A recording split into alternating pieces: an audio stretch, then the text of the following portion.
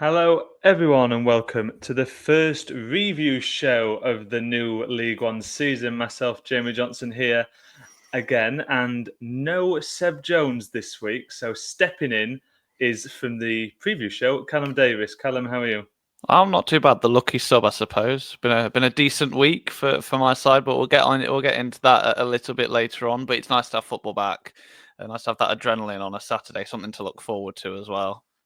Yeah, it's definitely that. It's definitely there's something to look forward to, isn't it? It's been, I think, just shy of 70 days since the playoffs finished, about 90 days since the leagues finished. So, not been a really long break, but I think it's come around quite quick.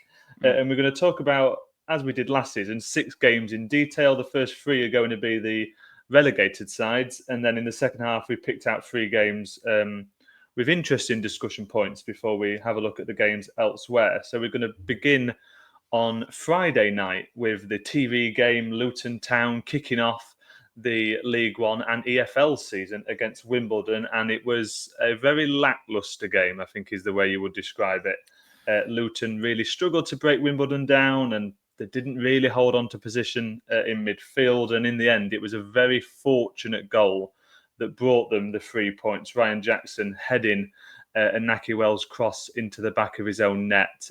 So Luton off to winning ways, but not exactly in convincing fashion, Callum. Yeah, brushing the cobwebs off. I feel like Luton are a side that they've got to get their mojo back. Obviously, you think of all the ego damage that back-to-back relegations have done for the players, for the club, and sometimes you do just need the ball to go in. That felt like that was this sort of game. There was a lot of frustration for Luton Town, and eventually, what's the saying? It doesn't matter how it goes in, even off someone's backside. A goal is a goal. Probably on the balance of play, they probably deserved it. They were the better side for the majority, if not all of the match. But frustration for Wimbledon, and I don't want to say it this early, and this is not the game that it applies to. But these are the games where if they're in a position to get a point from, we've all predicted, to take us back to the preseason preview, which hopefully isn't already out of date. Although some of the things that we said in that episode are probably already aged slightly badly. We'll get onto one of them in a bit, I think. But yeah, Wimbledon, if they're in a position to get a point or 3, which, they might have been at times, you're drawing for the vast majority of this match, you just need one lucky goal, and it's gone against them in this time. So Wimbledon, yeah, they'll just need to dig in and get that lucky goal. I think that's all it takes for them. And unfortunately, it's not come against Luton, but still a great experience for them, and a good way, I suppose, in traditional British fashion, to get the season underway with a very unsexy game of football. In terms of Wimbledon, I mean, you mentioned there, obviously, they were unlucky in terms of the goal that went against them, and they played okay in the game. They competed really well, and against a Luton who we were expecting to be at the top half, and allude to the pre-season preview you mentioned there, Callum. I have Luton at the very top of the table in my predictions. And so we were expecting Luton to be up there. We were expecting Wimbledon to be at the bottom, but the game didn't transpire that way. It was very sort of closely contested, and neither side had a real hold of it for the vast majority. Only one shot on target in the game. It was a pretty drab affair, and not the sort of where you want to start a season, but Luton won't mind in terms of their 3 points, and Wimbledon can take the positives from the performance, if not the result. The other side of things, perhaps more interestingly, is the signings. A couple came through on the day of the game for Luton. Cohen Bramall left Portsmouth after a very short spell at the second half of last season. Signs as a free agent. And I think the one that grabbed more headlines, of course, is Jerry Yates, the new number 9 at Kenilworth Road. A 7-figure fee for him coming from Swansea, real championship quality. And in that game on Friday night, Callum, they were looking devoid of that little bit of an impetus up top, and Jerry Yates definitely adds a bit of quality in that department. Yeah, and I think it kind of goes back to the point. These are two sides in, we think of League One as almost a division of thirds, split into 3 with teams that have got the money, teams that have sort of got the money and are a bit more stable. And then you look at the teams like Wimbledon and Port Vale and those sorts of teams that maybe have just been promoted, although that wasn't the case last season with the likes of Wrexham, but who will just be fighting for their place in the division. And those two signings kind of summarise that for me. These are players that have got proven potential, no less Jerry Yates as well, and Cohen Bramall, who are they are star signings for any other club. For Luton, they're probably just other players. You put one of those players in that Wimbledon side, and they're reaching for the stars. They can't believe their luck that they've managed to get that sort of a coup of a player. But for Luton Town, these are just other players. So yeah, they're in completely different leagues in terms of the players they're trying to attract, the way they're going to go about their football this season. But again, I guess that kind of, I don't want to say the scoreline flatters Wimbledon, but it is a good start to both of their seasons, and Wimbledon are going to want to make games tough. And if they can do that like that against Luton, maybe Wimbledon are going to be harder to beat this season than we expected. But it is only game week 1, so we can't kind of make predictions for the whole season based off what we've seen in 90 minutes of football, really. Yeah, no, exactly that. And last word on Yates before we move on to Plymouth, one of the other relegated sides, is that he's been sort of in and around 10 goals a season, 10 last season, 9 the season before. But if you go back to 2020, 2021, in League One with Blackpool, he scored 21 goals and got 8 assists in the league season as Blackpool were promoted through the playoffs. So that is that League One calibre that they're bringing in, someone who has been there at the very top end of League One and got promotion. So a good signing there for Luton. As for Plymouth, well, not a good start for them. They lost 3-1 to Barnsley at home. I'm kind of happy Seb Jones isn't with us actually this week, because he put Barnsley second on his predictions for the season, and we all laughed at him. And I don't want to see the smugness on his face after the first day of the season when Barnsley went away from home and put in a really strong performance against Plymouth. To take nothing away from Barnsley, and we're going to circle back to Barnsley and talk about how well they did do in this game, but I think the headlines are just how shoddy that Plymouth defending was, especially for the own goal, of course. Wiredu, signed from Fleetwood, had a shocker of a debut, I think it's fair to say. And then he had a bit of a wrestling match later on in the game, and it was all just a bit of a mess. And one of the other goals was an awful bit of defending, even worse than the own goal, really. As the ball just wasn't cleared and Phillips volleyed home. It just was all going wrong in terms of the defending for Plymouth. The other positive, I will say, is that Caleb Watts scores on debut. Yeah, in terms of a debut for Wiredu, an own goal, a yellow card, and substituted at halftime. I mean, in terms of a debut, not ideal. And looking at the goals that Plymouth conceded, all of them are avoidable, really. Maybe other than the late Keeler done one, they're all really poor. And it's making my prediction of, I think I put them 4th or 5th, looking slightly wobbly.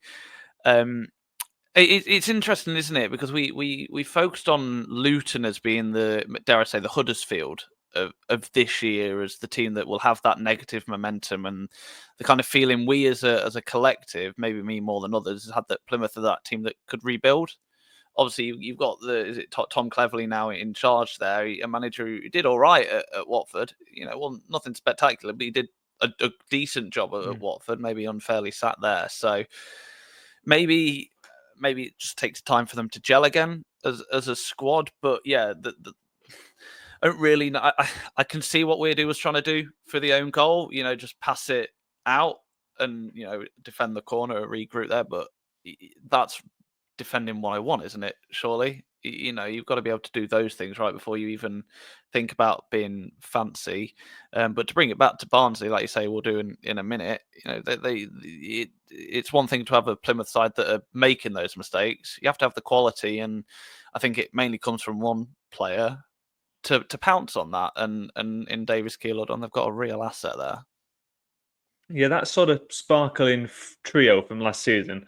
Luke O'Connell, his free kick brought the own goal. Adam Phillips scored the second with a beautiful volley, and Davies Keeler, who was the main man in his debut season at Oakwell, provided the third, a really nice finish. So those three are back in and firing straight away, which is a really positive sign for Conor Hourihane, and the interesting thing he said post-match was about his team's mentality. He said if this was last season and they went down to 10 men quite in the second half of the game, did Barnsley, a double yellow card for Shepherd. He said if this was last season, his team would have crumbled. But already this season, they're showing positive signs that they have turned something around in pre-season and can push on. And it's a great start to the season for them. The silver lining to mention, obviously, I spoke about Caleb Watts. He put in a really good performance. Had one disallowed very early on in one of a number of interesting, shall we say, refereeing decisions in this game in particular. There was a few sort of incidents in this game. He had a goal disallowed early on. He had a really good header saved and then eventually scored. So he has hit the ground running, coming in obviously from rivals Exeter.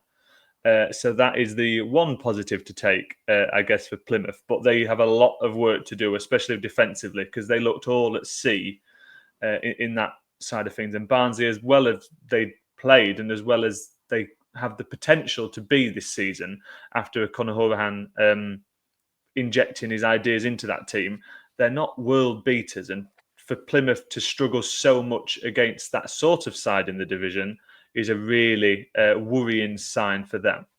Yeah, I think it was quite interesting. I mean, looking at how the match played out, David Goldrick being substituted halfway through the second half. I mean, obviously he's not the youngest anymore, so I imagine that won't be the first time we see him substituted before 70th minute mark.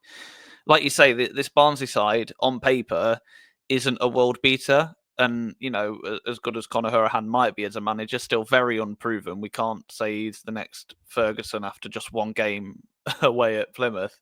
Darren or Alex. League One level, who knows? It isn't the best Barnsley side that we've ever seen.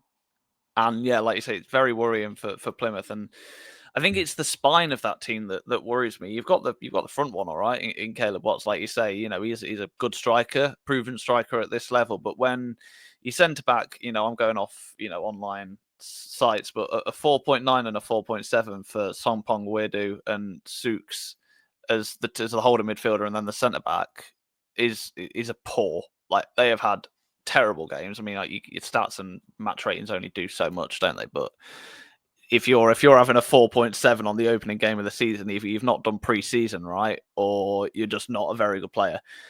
Better than I would be, but anyway, that's beside the points. A lot of work to do at Plymouth. You'd imagine to see some move-ins in the transfer market.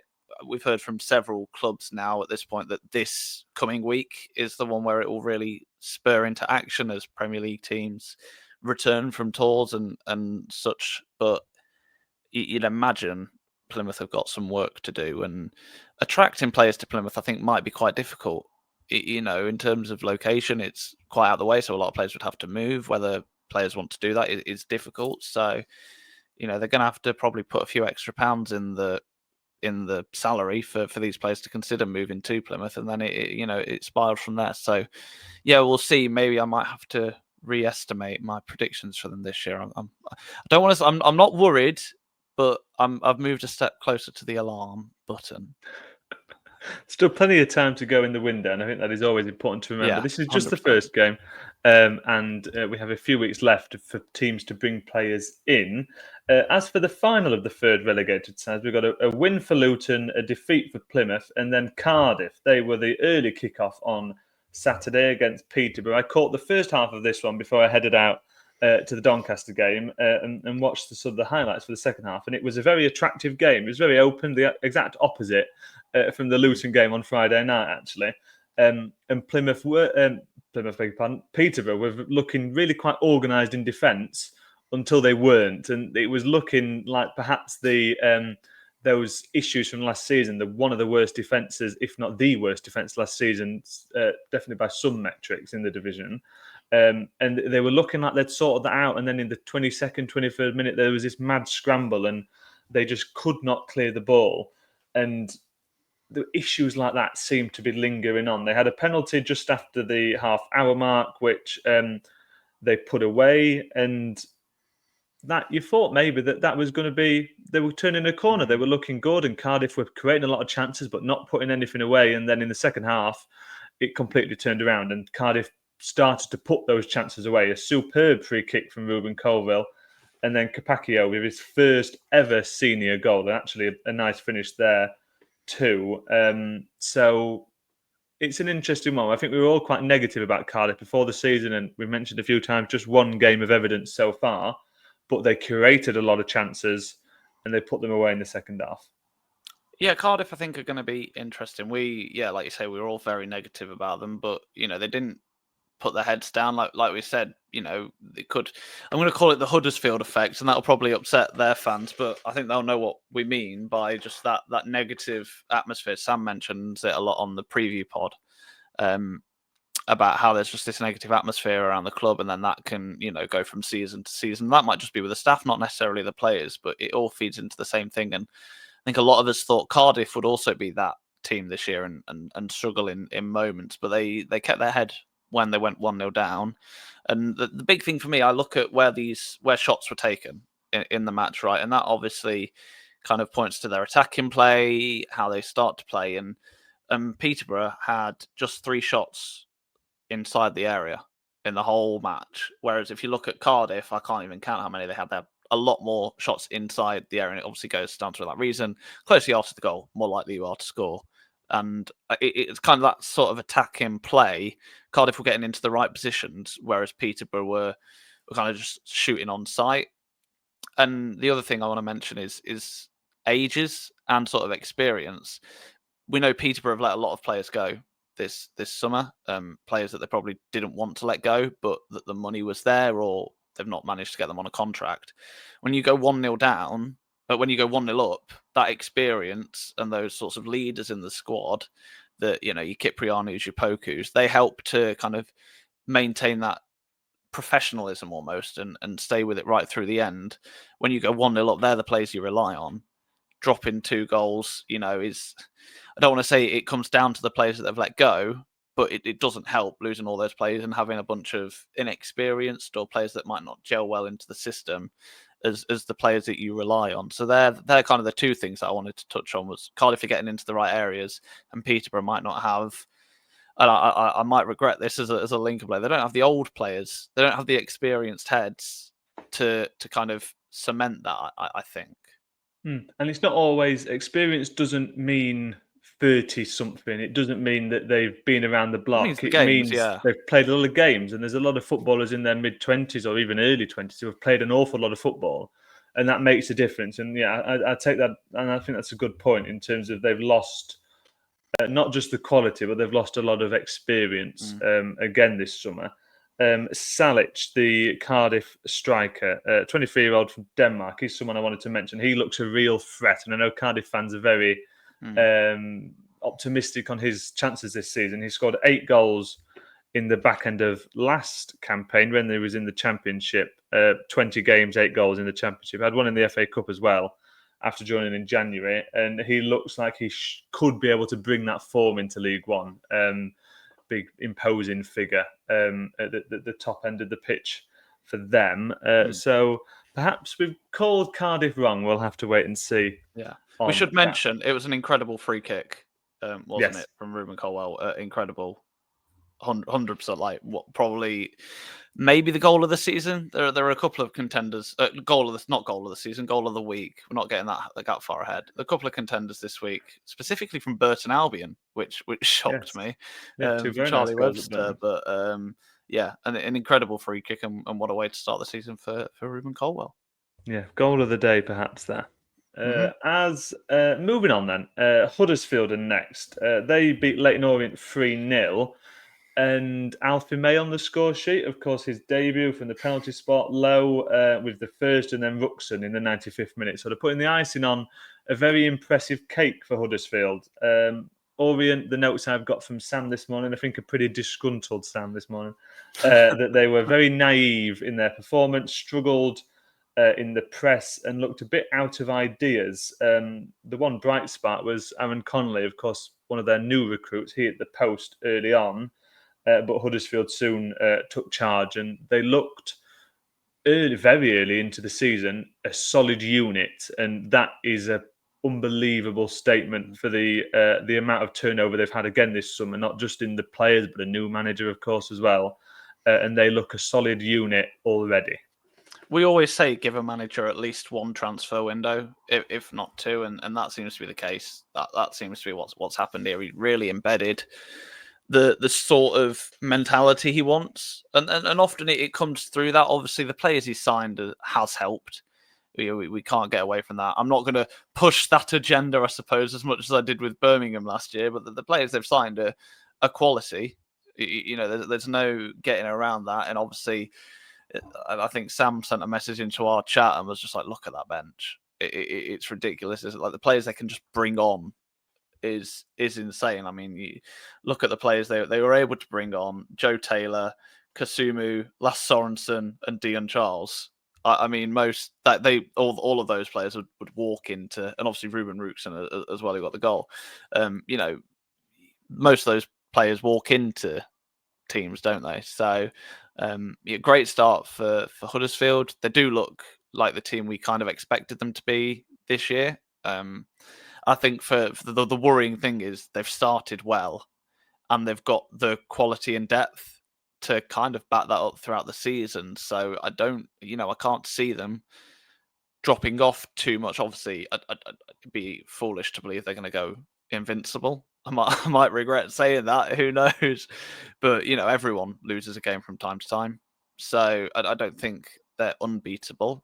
There's still weak points, you'd imagine, but Alfie May doing what he does, it's a good side, and Leyton Orient we'll touch on a bit now. It's one of them, isn't it? I think other than Lincoln City last year, probably Lincoln City weren't as good. I think Leyton Orient were the best pounds per point team probably in the division. They were incredible in terms of like return on investment, I suppose is how you'd phrase it. But you can't do that consistently, can you? You can't always get that return on investment the same year on year. And maybe they're not as I don't want to say, maybe they're not going to look in as they did last year. Although they started weak last year, so you never know. They've still got plenty of time to turn it around. So I don't think we should be too worried. But if Leyton Orient did have ambitions of playoffs, this would be the game that they wanted to put in a strong showing, and they didn't really. Yeah, I think I'm cautious not to overread into these first games of the season. Yeah, but 100%. It is the first evidence we've got, because pre-season it means nothing. It means nothing. It's very difficult to take true representation from pre-season, because I watched Doncaster Blackpool last weekend and came out thinking I might have to bump Blackpool up a couple of spots on my table. I think I had them fourth, and I was like, are they going to finish third? And then they went and lose to Stevenage on the opening day. It's difficult to overanalyze, I guess, is the thing to say. That being said, that Huddersfield team, you just have to look at it and that is a superb team at this level. And the bench you mentioned is just incredible. Orient have done a very good job of replacing those star loanees, I think would be the comment there. And Aaron Connolly, I mentioned he hit the post.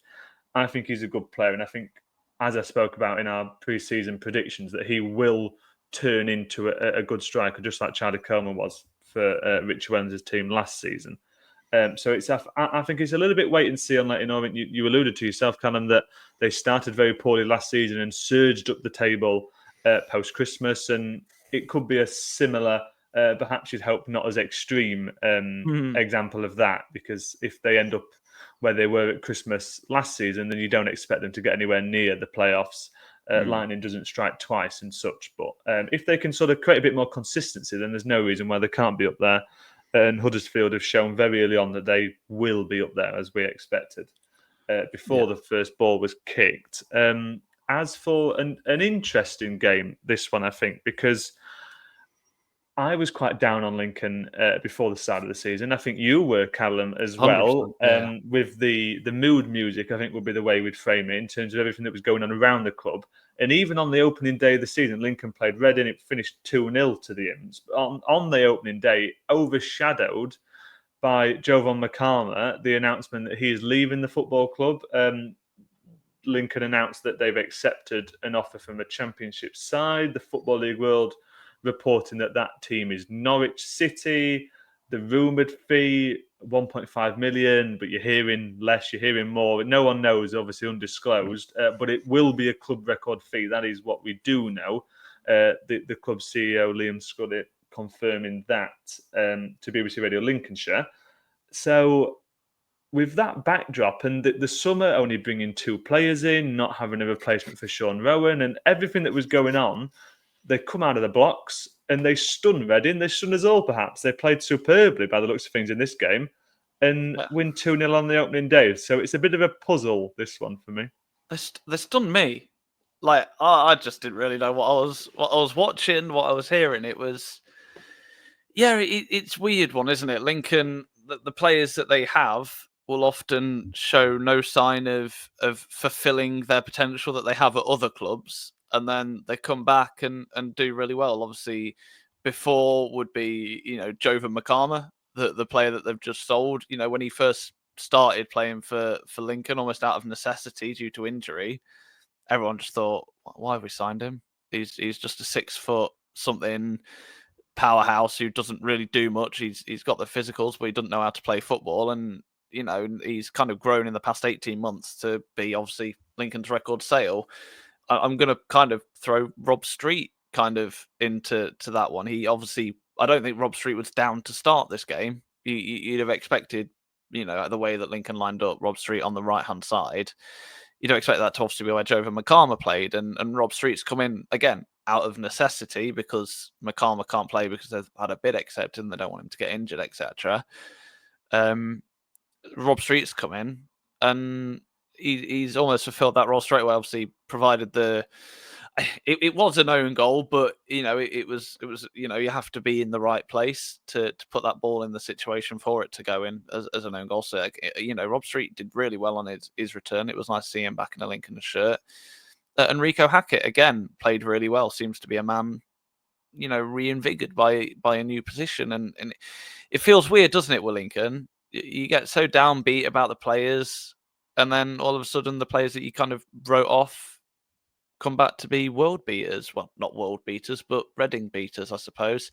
It was a really weird game, obviously, with Makama going. Now that the whole thought is, Lincoln have this summer probably got about 2.5 million in terms of ins. The rumoured fee for Makama, the rumoured fees for Arahan, and obviously Sean Rowan, we should mention, obviously he got compensation for that one because of the homegrown players sort of thing. So, it was very weird. So the thoughts then for Lincoln go to where do they invest that? Obviously centre midfield, right midfield, maybe a left back.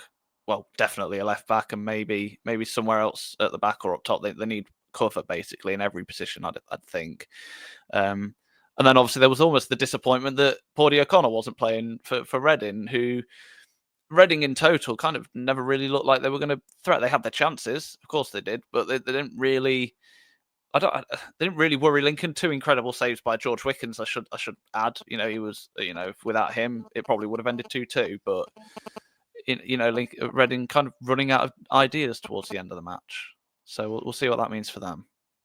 Yeah, Makama, we got 17 goal contributions last season across all competitions. I'd call it a breakout campaign for him. You mentioned, I think you said 16, 18 months has sort of been his research, not even research, but discovery, if you like. And he's getting better and better by the day and in the right environment. And if the club is confirmed to be Norwich, as we sort of is expected, and if he goes there and he's surrounded by the right people, then there's no reason why you can't become a top quality championship striker. He isn't a top quality championship striker now. You're buying potential with Jovon Makama, and that is the Lincoln model, isn't it? It's bring these players in, train them up through the academy, and then selling them on. And it's a superb bit of business in that regard, as much as the negative is that it happens on the opening day of the season, and now you don't have that option in the side. So it's sort of both sides of the coin there. But Makama, I think that the point I wanted to make was how much he improved even since James Collins came in January, and having that experienced striker next to him to learn from has done him the world of good. So if you can go to Norwich and have a similar experience, then the sky's the limit for him.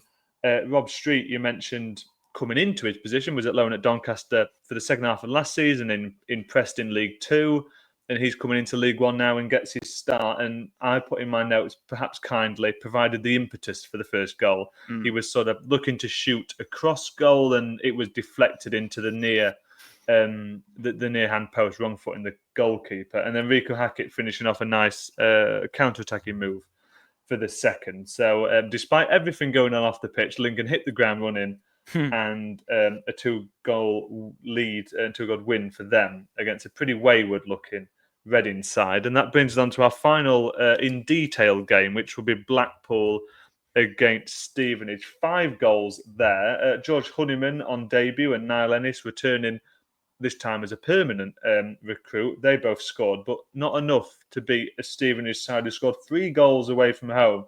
Jamie Reid with a brace, including one from the spot, and then a Bailey Peacock Farrell howler, bringing Kemp the opportunity, which he took with both hands. So Blackpool shaky in defence. The first one, so we had the penalty. The other goal was a defensive mistake, and then Peacock Farrell decided to pass it to a Stevenage player for the third goal. And Stevenage took full advantage. So great news for them in that they are being presented these chances, and they've taken all 3 of them. Well, as you learned in your pre-season match, playing out from the back is maybe something, that should be put to the shelf, really, in League One. The whole who fit. Yeah, Stevenage, they're a side that I think I put them to go down, actually, with this attacking football that they're kind of trying to adopt. Whether that remains true, I don't know. Obviously, getting off to a winning start and 3 points on the board is probably not the best start for my prediction there. But yeah, Blackpool, it kind of, we'll focus on them first, I think, not to take away from Stevenage, but it feels weird, doesn't it? I haven't really backed the project, but it seems as a whole League One Lowdown did. A lot of faith in Steve Bruce there. I don't really see it. I see what they're doing, and they have the ability to attract players. Obviously, like a lot of people, I still associate Blackpool with the Premier League year that they had, and obviously how incredible that was for the whole area, and obviously then the subsequent fall down Blackpool. That they're a side that can, and a name, I suppose, that can attract players, that can attract investment, and obviously can attract good football.